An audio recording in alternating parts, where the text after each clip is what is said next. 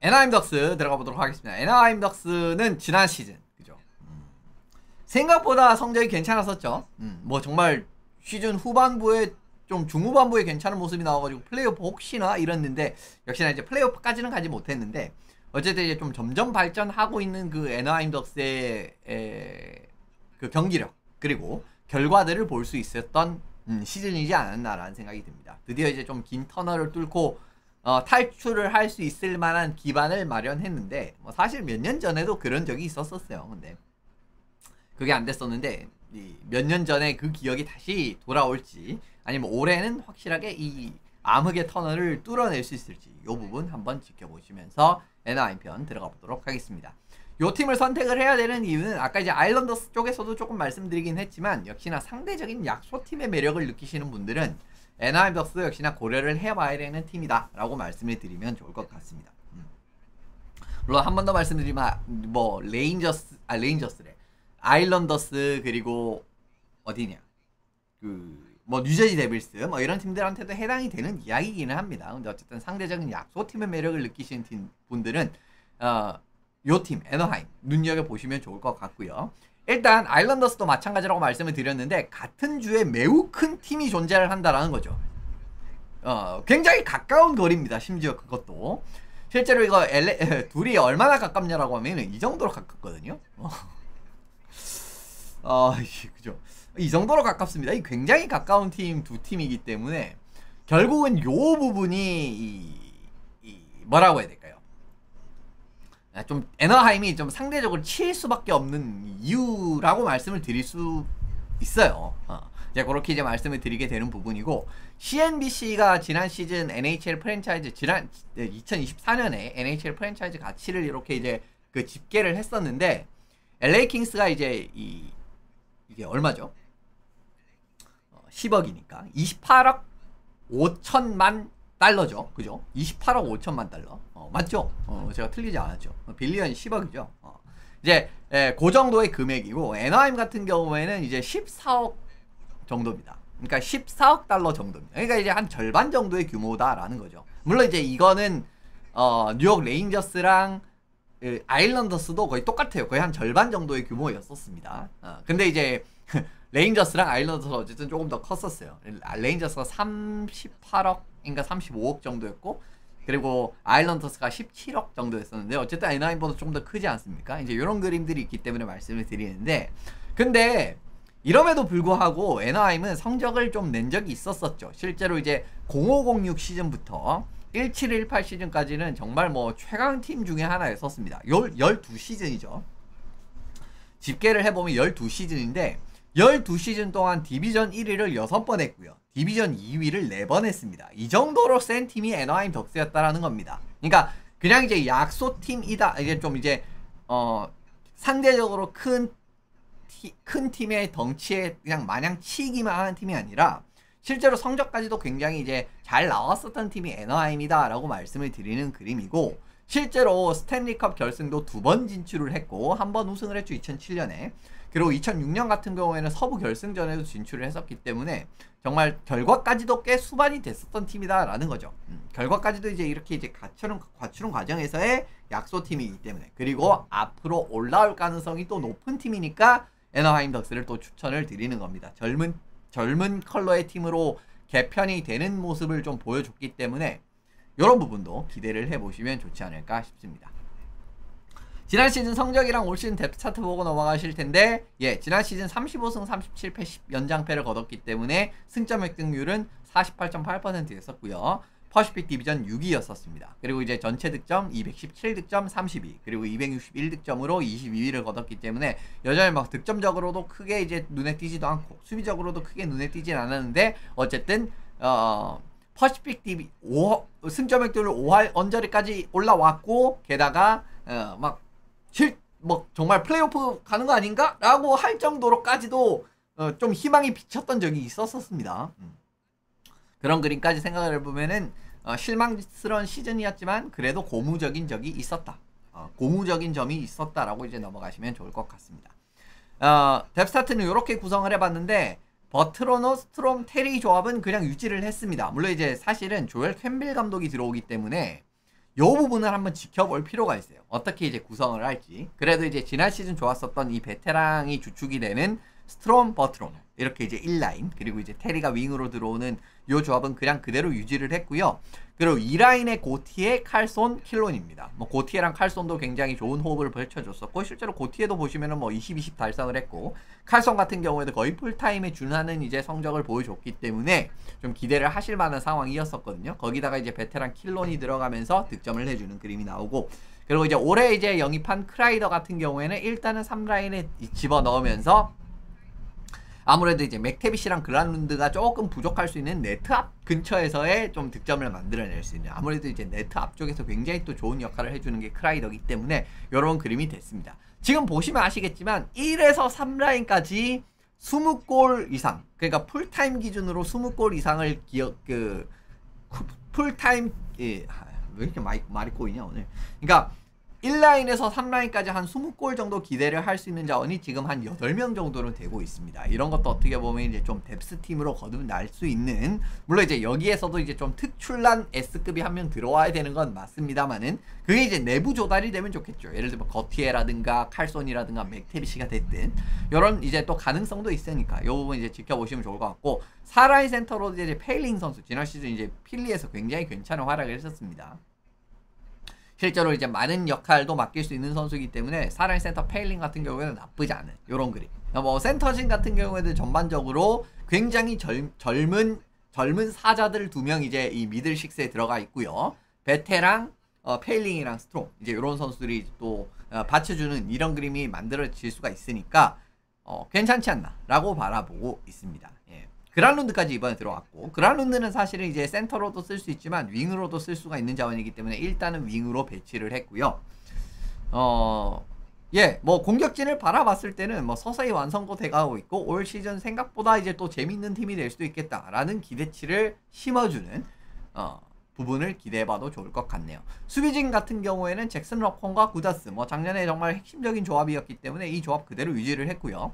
아무래도 구다스의 피지컬 플레이, 뭐 적극적인 이런 이제 투쟁심이라든가 이런 부분은 러콤 선수가 아직까지는 해주지 못하는 그림이기 때문에 이런 자원들을 이제 보조를 해주는 건 나쁘지 않다라고 보고 있고요. 젤비거랑 트루바, 그리고 이제 3라인의 민추코프랑 헬리슨인데, 여기도 마찬가지로 굉장히 젊은 자원들로 수비진이 좀 구성이 된 부분을 확인을 하실 수가 있습니다. 일단 기본적으로 베테랑, 구다스, 트루바 같은 정말 확실한 베테랑 카드가 있고, 젊은 자원들이 이제 점점 자리를 잡고 있는 이 과정이고요. 꼴리 같은 경우에는 도스탈, 이제 이 미래로 낙점을 했죠. 도스탈 내용은 많이 했으니까 짧게 하고 넘어가고, 무라제크 같은 경우에도 사실은 도스탈이 지금 보시면은 성적이 그렇게 막 S급으로 A 플러스급으로 좋은 편은 아니거든요. 그런 상황에서 이제 좀 도스탈의 페이스가 떨어졌을 때 또 무라제크가 좀 한동안 출전을 하는 것도 그렇고, 페이스가 올라오지 않으면은 기대보다 더 많은 경기를 출장을 해도 사실은 그런 역할을 수행을 할 수가 있기 때문에 도스탈 무라제크, 요 부분 한번 지켜보시면 좋을 것 같습니다. 또 뭐 두 선수가 모두 이제 또 그죠, 체코인 꼴리이기도 하죠. 이런 과정도 확인을 하실 수가 있고요. 로스타의 장단점은 역시나 어린 자원들이 중심 자원으로 자리 잡기 시작을 했다라는 겁니다. 그러니까 애나하임 덕스가 항상 좀 이런 느낌이었거든요. 그러니까 쓸 사람이 없어서 좀 젊은 자원을 집어넣는 것도 있었고, 실제로 베테랑도 최근에 좀 이제 많이 영입을 하는 그림이 있었는데, 이제는 정말 핵심 자원으로 이제 어린 자원들이 자리를 잡고 있는 모양새이기 때문에, 그러니까 지금부터 이 팀을 또 응원을 하시면 괜찮다라고 말씀을 드릴 수 있는 부분입니다. 팀의 미래라고 할 수 있는 자원들이 자리를 잡는데, 일단 고티의 칼손, 이 선수들도 정말 2라인에 지금 당장 제가 등재를 해놨고, 실제로도 어떻게 보면은 1라인급 1, 2라인급 포텐을 가지고 있는 선수들이었는데 지난 시즌에 그런 모습을 보여줬었죠. 그리고 이제 맥테비시 같은 경우에는 3라인에 등재를 해놨습니다만은, 맥테비시 같은 경우에도 이제 꾸준하게 성적이 나오고 있는 상황이니까, 이런 이제 젊은 자원들이 이제 정말 중심 자원으로 이미 다 자리를 잡은 상황이고요. 이 부분 말씀을 드리고, 수비진 같은 경우에는 이 부분이 더욱더 좋은 그림인데, 잭슨 로커먼은 이제 서부 쪽으로 바라봤을 때는 정말 뭐 탑티어급으로 작년 시즌 기준으로 바라봤을 때, 물론 이제 이거를 앞으로도 이제 할 수 있을지 없을지는 좀 지켜봐야 되지만, 확실한 1라인급으로 자리 잡은 그런 상황입니다. 그리고 이제 2라인, 3라인에서도 보시면은 젤위거, 민추코프, 헬리슨, 이런 자원들이 지금 이제 있는 선수들이, 지금 이제 이런 선수들이 다 이제 포진을 한 상황이고, 내년부터 당장 이제 이 선수들은 그냥 이제 레귤러로서 쭉 뛰게 될 겁니다. 별일 없으면 이제 이런 그림이 나오기 때문에 앞으로 이 선수들도 이제 점점, 그리고 이제 다 나이가 많지 않거든요. 물론 이제 민츠코프는 좀 무릎 부상이 계속 고질적으로 자리 잡고 있고 이게 좀 내년에는 해결이 돼야만 하는 상황인데, 그래도 어쨌든 젤리거 헬리슨이 있으니까, 이런 선수들이 있으니까 기대를 해보셔도 좋을 것 같습니다. 어쨌든 젊은 선수들이 이렇게 내년 뎁스 차트에도 정말 중심 자원으로 다 등재가 돼 있다라는 거, 이거는 굉장히 또 좋은 소식이라고 말씀을 드리고요. 근데 이제 주목점은 역시나 베테랑 자원들이 얼마나 활약할지 이거는 살펴봐야 됩니다. 그러니까 얼마나 활약을 할지 살펴봐야 된다라는 거고요. 물론 이제 잘하고 있는 베테랑 자원들도 많고, 이제 뭐 그런 선수들은 이미 다 남아있죠. 버트로너라든가 스트롬이라든가 이런 선수들. 이제 올해 같은 경우에도 보시면은 크라이더랑 그란룬드를 어쨌든 영입을 했습니다. 예, 크라이더 같은 경우에는 네트 앞이라든가 파워플레이 같은 부분에서도 골라인 옵션으로 굉장히 유용하게 활용이 될 수 있는 선수고, 그란룬드 같은 경우에도 굉장히 다재다능한 공격 자원이다 라는 부분에서 말씀을 드리게 되는데, 일단 이제 애나하임 덕스가 고위험 지역 득점이 그렇게 좋은 편이 아니었습니다. 고위험 득점 이제 슈팅 숫자도 565개인데 리그 평균 593.9개보다 좀 많이 밑도는 수치였었고, 득점 같은 경우에도 119득점, 그러니까 리그 평균이 120득점 정도 였었는데 105득점밖에 못했기 때문에 이 부분에서 역시나 고위험 지역에서 크게 재미를 못 보는 선수였거든요. 그런데 여기에 결국 이제 크라이더가 또 힘을 좀 보탤 수 있는 상황이다라고 말씀을 드리는 거고요. 그란룬드 같은 경우에는 사실은 이븐 스트렝스, 파워플레이, 숏핸디드 이런 부분 가리지 않고 기용이 가능한 선수이기 때문에 다재다능하다라고 말씀을 드리고, 그리고 뭐 실제로 댈러스라든가 세너제이라든가 뭐 미네소타라든가 있었던 팀에는 다 이렇게 기용이 됐었습니다. 아무래도 젊은 자원들은 아직까지 경기력 자체가 확실하게 이렇게 형태로 자리 잡지 않은 부분이 있기 때문에, 특히 이제 수비적인 부분이라든가 이런 부분은 더 이제 그런 상황이 깊게 나올 수가 있는데, 이 부분에서 아마 그란룬드는 도움을 줄 수 있는 자원이라고 생각을 한 것 같아요. 그래서 이제 그란룬드를 결국은 여러 역할로 뭐 파워플레이 2라인, 숏핸디드 2라인, 그리고 이제 뭐 미들 6 핵심 자원이라든가 뭐 여차하면 탑라인 센터로도 들어갈 수도 있는 자원이라서 이런 이제 상황을 가리지 않고 기용할 수 있는 이런 유틸리티성을 좀 높였다라고 말씀을 드리고 넘어갑니다. 어쨌든 지금 이제 베테랑 자원들이 좀 잘해주면은 올해는 조엘 쾨빌 감독을 영입을 했지 않습니까? 사실은 애너하임 덕스가 그동안의 감독, 뭐 댈러스 이킨스라든가 그렉 크로닌이라든가 이런 감독들은 NHL 레벨에서 어떻게 보면 확실한 성과가 입증이 되지 않은 감독이기 때문에 왜 애너하임이 좀 어중간한 감독 선임을 계속 하지라고 생각을 했었는데, 이번에는 정말 큰 감독을 선임을 했거든요. 정말 뭐 대단한 성과를 낸 감독이라고 말씀을 드리게 되고, 실제로 이제 쾨빌 감독 같은 경우에는 NHL 역대 정규 시즌 승수를 따지고 봤을 때는 역대 2위에 랭크가 된 뭐 이런 이제 뭐 확실한 실적을 가진 인물이라고 바라보시면 좋습니다. 실제로 시카고 시절에서는 스탠리컵도 3번이나 우승을 했고, 프레지던트컵 트로피, 그리고 스탠리컵을 동시에 차지를 했었던 시즌도 있었죠. 그러니까 정규 시즌 1위, 스탠리컵도 같이 차지를 한 마지막 팀이 시카고 블랙호크스였거든요. 그러한 과정이기 때문에 결국 얼마나 이제 대단한 성과를 낸지 확인을 하실 수가 있습니다. 근데 애너하임 덕스가 지금 생각을 해보면은 이제 좀 젊은 자원들이 이제 이렇게 수면 위로 확실하게 올라오는 그런 느낌이잖아요. 그죠? 물론 사실은 예전에도 한번 올라온 적이 있었는데, 그 선수들이 그 이후로 성장을 하지 못하고 기량이 떨어지는 바람에 지금 애너하임이 또 몇 년 더 지금 어려운 시기를 보내고 있는 게 사실이거든요. 근데 어쨌든 지금 또 한 번 더 수면에 올라오지 않았습니까? 근데 이제 그 시카고 같은 경우에도 예전에 올라오기 시작을 했을 때 결국 이제 테이브스라든가 이제 케인 이런 선수들이 또 수면에 올라오는 그 시기의 감독도 쾨빌이었기 때문에, 네, 뭐 요 부분까지도 확인을 해보시면 좋을 것 같습니다. 그래서 이제 결국 뭐 스탠리컵 결승에도 인도를 하고 그랬던 거거든요.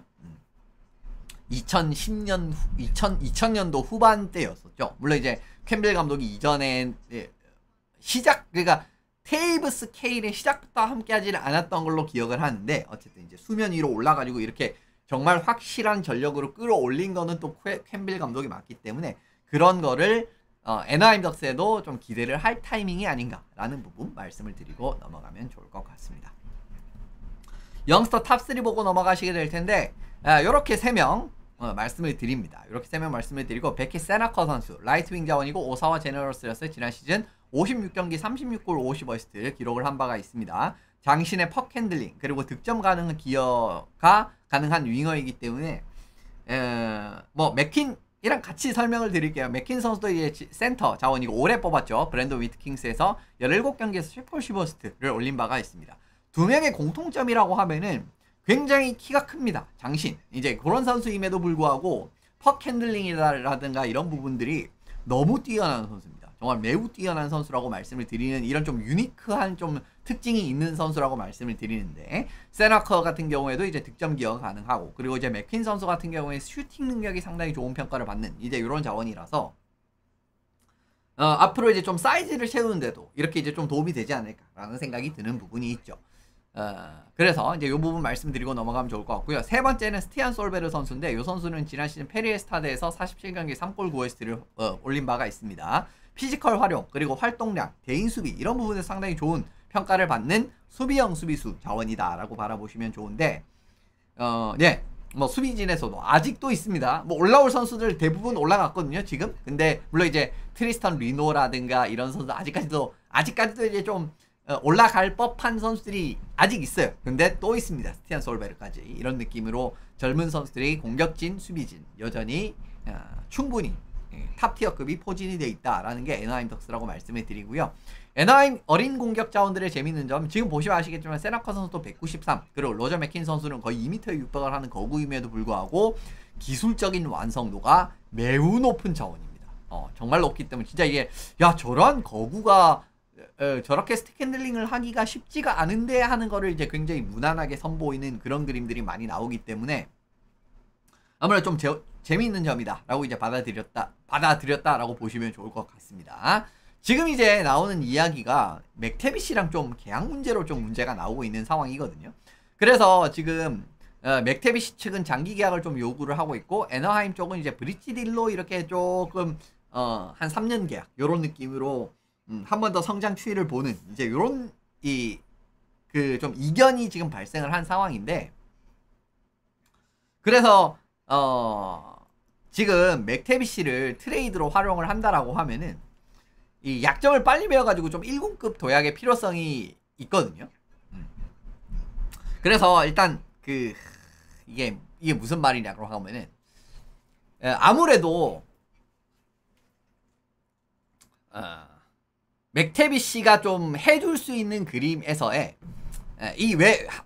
말 꼬였다. 죄송합니다. 말이 꼬였습니다. 그러니까 약점을 빨리 메운다라는 이야기는 이 무슨 이야기라고 하면은 두 명의 선수가 맥퀸이랑 세너커가 좀 약점이 있어요. 그러니까 좀 큰 약점이 있는 편이에요. 그러니까 정말 기술적으로 완성도가 뛰어나고 플레이의 득점 기여, 그러니까 이제 슈팅이라든가 패싱 이런 부분 다 기여가 되는 게 득점 기여라는 부분이고 그리고 골을 만들어낼 수 있는 건 정말 이제 슈팅 능력이 좋다라는 이런 부분을 제가 표현을 드렸던 건데 세너커 같은 경우에는 좀 1대1에 굉장히 과다하게 좀 의존을 하는 그러니까 굳이 1대1을 칠 필요가 없는 상황에서도 좀 무리하게 1대1을 치다가 좀 좋지 않은 결과가 나올 때가 있고 그리고 이제 로저 맥킨 선수 같은 경우는 스케이팅 경기력이 지금보다도 더 발전할 필요가 있기 때문에 결국은 이 선수들이 약점을 좀 빨리 메워가지고 좀 1군 도약을 할 필요성이 있다라는 거거든요. 그러니까 만약에 맥테비시를 트레이드로 내보낸다라고 하면은 거기에서 공백이 생겨버리니까 아무래도 세너커나 맥킨 같은 친구들이 들어갈 가능성이 높지 않습니까? 그 자리로.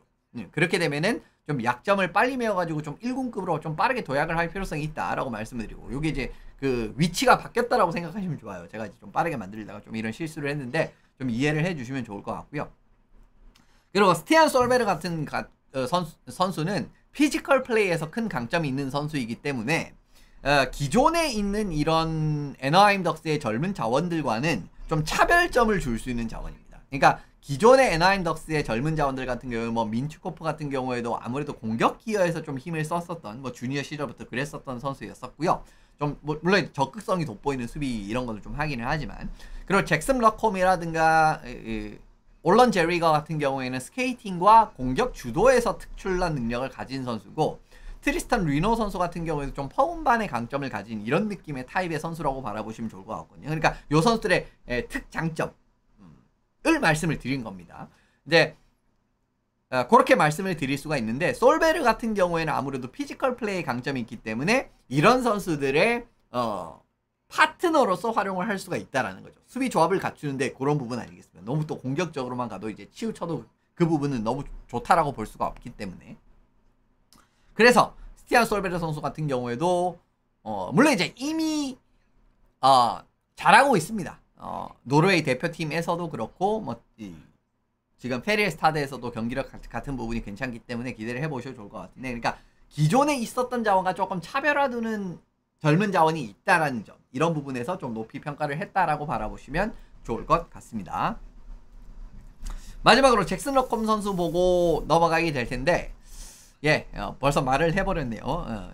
키플레이어는 잭슨 러컴이라고 생각을 합니다. 일단 어쨌든 팀 자체가 지금 이미 공격진에서는 아까도 말씀드렸듯이 뭐 베테랑 신구 조화도 잘 되어 있는 상황이고, 그렇죠. 그리고 결과 같은 경우에도 1, 2, 3 라인은 확실하게 좀 기대를 해봐도 괜찮은 자원들이 많이 포진이 돼 있지 않습니까? 근데 수비진 같은 경우에는 일단은 좀 지켜봐야 되는 게, 잭슨 러컴 선수가 지난 시즌에 너무 큰 폭으로 성장을 했어요. 지금 바라보시면 이제 전년 대비해서 1차적인 스탯으로 바라보셔도 말도 안 되는 이런 성장을 읽었죠. 결과 자체가 상당히 잘 나오지 않았습니까? 14골이나 득점을 했고요. 그리고 이제 뭐 전년 대비해가지고 어시스트 숫자도 2배가량 향상을 한 그림이 됐기 때문에 이 러컴 선수의 경기력 굉장히 인상적이다라고 말씀을 드리고, 측정치라든가 이런 부분도 굉장히 압도적으로 나왔습니다.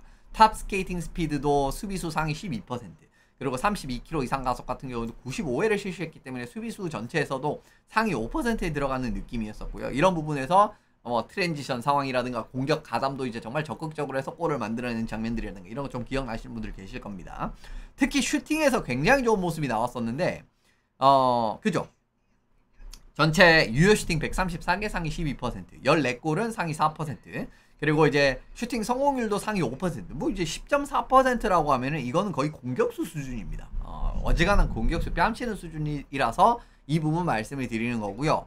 정말 가까운 거리, 중간 거리, 먼 거리를 뭐라고 해야 될까요?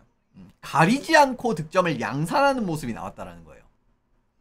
이것도 어떻게 보면 굉장히 큰 의미가 있는 부분인데, 지금 이제 고득점 지역에서도 슈팅 27개 시도를 해서 6골이나 득점을 했고요. 그리고 중간 위험 지역에서도 23개 시도를 해서 4개 득점. 그리고 장거리에서도 58개를 시도를 해서 4골이나 득점을 했고, 뭐 세부 측정치는 뭐 화면에서 보시면 좋을 것 같습니다. 이 정도로 결정력에서 좋은 모습이 나왔습니다. 이제 이 과정이 결국은 얼마나 이어질지 이제 이 부분을 지켜보시면 좋을 것 같고, 이게 얼마나 대단한 기록이라고 하면은 결국 14골을 넣었잖아요. 애나하임 덕스가 최근 10시즌 동안 10골 이상 득점한 수비수가 이렇게 3명밖에 없었습니다. 최근 10시즌 동안. 물론 이제 그 전에는 또 좀 많았었어요.